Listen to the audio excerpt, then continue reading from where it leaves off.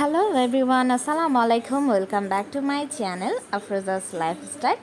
আজকে আমি আপনাদের জন্য আরেকটা নতুন রেসিপি নিয়ে চলে এসেছি। আর আজকে আমি আপনাদের সাথে শেয়ার করব কিভাবে গেস্ট আসলে একসাথে 50 পিস চিকেন রোস্ট করা যায় এবং তা কিভাবে খুব সহজে কম সময়ে করা যায় সেই একটা রেসিপি। আমি এখানে 50 পিস চিকেন নিয়ে নিয়েছি। আমি সবগুলো চিকেনকে রেগুলার পিস করে কেটে নিয়েছি। আমি চেয়েছিলাম যেন কোনোভাবেই আমি যেটা কুক করছি সেটা ওয়েস্ট না হয়, তা আমি একটু ছোট পিসই করে নিয়েছি।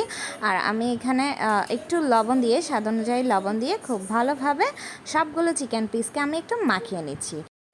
এরপর চিকেনগুলোকে কমপক্ষে 2 ঘন্টা ম্যারিনেটের জন্য রাখতে হবে। এরপর আমি একটা ফ্রাই প্যানে প্রয়োজন মতো তেল নিয়ে সবগুলো চিকেনকে একটু ফ্রাই করে নিচ্ছি। হালকা গোল্ডেন কালার আসলেই হয়ে যাবে।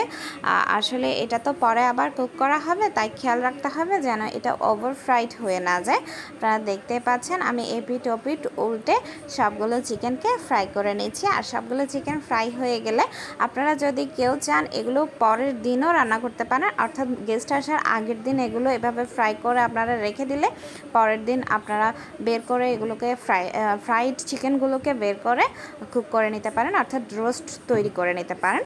আমি সবসময় এভাবে আগের দিন চিকেনটা ফ্রাই করে হাতের কাজটা আগিয়ে রাখি। এখন চিকেনগুলো ফ্রাই করা হয়ে গেছে। এই পর্যায়ে আমি যেটা করব সেটা হচ্ছে একটা মশলা তৈরি করে নেব। আর তার জন্য নিয়ে নিচ্ছি আমি এখানে হাফ কেজি পরিমাণের টক দই। আমি টক দইটাকে একটু ফেটিয়ে নিচ্ছি। দিয়ে দিচ্ছি বাদাম বাটা। এখানে 1.5 কাপের মতো বাদাম বাটা আছে। দিয়ে দিচ্ছি 2 টেবিল চামচের মতো ঘি, এতে শাহি ফ্লেভারটা আসে। আর দিয়ে দিচ্ছি 2 টেবিল চামচ টমেটো ক্যাচাপ। এখানে দিয়ে দিচ্ছি আদা রসুন বাটা প্রায় হাফ কাপের মতো, এখানে সম পরিমাণে আদা রসুন আছে। মরিচ গুঁড়ো দিয়ে দিয়েছি 3 টেবিল চামচ, আর ধনিয়া গুঁড়ো দিয়ে দিচ্ছি 3 টেবিল চামচ। আর এগুলোকে খুব ভালোভাবে মিশিয়ে নিচ্ছি।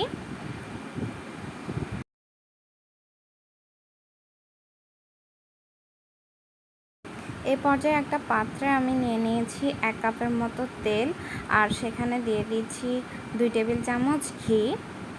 দিয়ে দিচ্ছি তেজপাতা, বেশ কয়েকটা আমি তেজপাতা দিয়েছি। দারুচিনি দিয়ে দিচ্ছি বড় 2-1 টুকরো। 8-10টা দিয়ে দিলাম এলাচ। এগুলো একটু ফ্রাই করে নেব যেন সুন্দর একটা স্মেল বের হয়ে আসে এগুলো থেকে।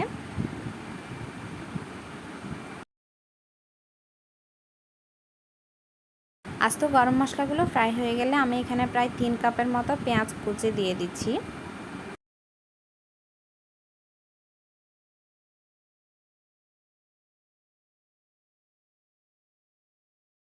পেঁয়াজ কুচিগুলোকে আমি ততক্ষণ পর্যন্ত ভাজবো যতক্ষণ না এটা গোল্ডেন একটা ব্রাউন কালার এসে না যায়। এরপরে এখানে যে তৈরি করে রাখা মশলাটা আমি দিয়ে দিচ্ছি। মশলাটাকে আমি খুব ভালোভাবে কষিয়ে নিব যতক্ষণ পর্যন্ত না তেলটা উপরে ভেসে আসছে। এরপরে দিয়ে দিচ্ছি জায়ফল আর জায়ত্রীর গুঁড়া হাফ চা চামচ। এ পর্যায়ে আমি দিয়ে দিব 2 টেবিল চামচের মতো বাজার থেকে কিনে আনা রোস্টের মশলা। আপনারা চাইলে কেউ ঘরে তৈরি রোস্টের মশলাও ইউজ করতে পারেন। এরপর খুব ভালোভাবে আমি মশলাটাকে কষিয়ে নিচ্ছি। আর এ পর্যায়ে আমি খানিকটা মরিচ গুঁড়ো অ্যাড করছি। আমার মনে হচ্ছে স্পাইসিটা একটু কম হয়েছে, তাই মরিচ গুঁড়ো অ্যাড করছি। আপনারা চাইলে স্কিপও করতে পারেন, আর আপনারা যদি মনে করেন যে দিবেন তাহলে দিতেও পারেন। আর সবশেষে দিয়ে দিচ্ছি লবণ। লবণটা বুঝে শুনে দিতে হবে, কারণ আমরা এর আগে চিকেনও একটু লবণ অ্যাড করেছিলাম। এরপর ননস্টপ নেড়ে চেড়ে মশলাটাকে খুব ভালোভাবে কষাতে হবে 10 থেকে 12 মিনিট। এরপর আমি 10-12 মিনিট যখন কষানো হয়ে গেছে, এখানে যে চিকেনের পিসগুলো আমি ভেজে রেখেছিলাম সেগুলো অ্যাড করে দিচ্ছি। চিকেনের পিসগুলো অ্যাড করার পর আমি আলতো হাতে খুব ভালোভাবে মিশিয়ে নিচ্ছি মশলার সাথে।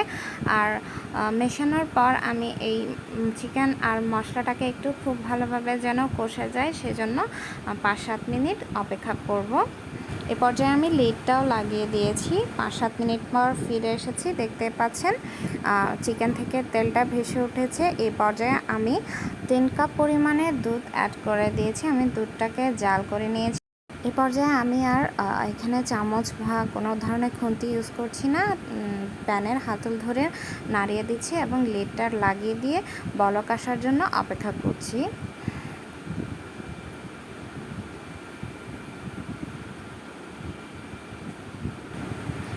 5-7 মিনিটের মধ্যে বলক চলে এসেছে। এই পর্যায়ে আমি এখানে অ্যাড করে দিচ্ছি গরম মশলার গুঁড়ো প্রায় 1.5 টেবিল চামচের মতো, দিয়ে দিচ্ছি আস্ত কয়েকটা কাঁচা মরিচ, আলু বোখরা দিয়ে দিচ্ছি 8-10টা, আর হাফ কাপের মতো দিয়ে দিচ্ছি পেঁয়াজ বেরেস্তা, দিয়ে দিব ঘি 2 টেবিল চামচ।